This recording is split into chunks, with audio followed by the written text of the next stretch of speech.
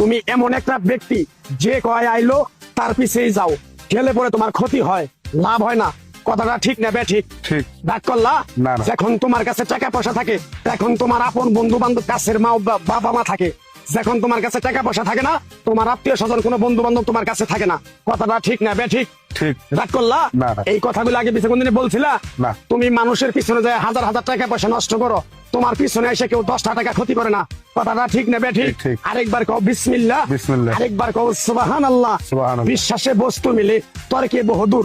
তোমার যে কথাগুলো বলছি সত্য বলছি না মিথ্যা বলছি? সত্য। তুমি এমন একটা ব্যক্তি মানুষের দুঃখ কষ্ট দেখতে পারো না, তার পাশে যাই দাঁড়াও, তারা এসে তোমার পিছন থেকে ক্ষতি করার জন্য ঘুরে। কথাটা ঠিক না বে ঠিক? ঠিক। রাগ করলা? না। কিছুদিন আগে একটা বিপদে পড়ছিলা, অনেক বন্ধু বান্ধবের কাছে 10-20-50 হাজার টাকা হাওলা চাইছো, তারা তো ফোন করেই নাই, তোমার সাথে এখন যোগাযোগ বন্ধ করে দিছে। কথাটা ঠিক না বে ঠিক? ঠিক, ঠিক। রাগ করলা? না, না।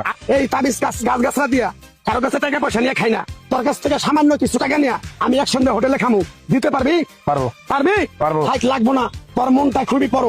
কেউ 50 টাকা চাইলে তোর 5,000 টাকা দিয়ে দেস। কথাটা কি করছি বুঝতে পারছো? জি। আরেকবার কবি বিসমিল্লাহ। বিসমিল্লাহ। বিসমিল্লাহ বলার সাথে সাথে তুই আমারে 500 টাকা দিবি, তোর এক টুকরা গাছ দিয়ে যাবো।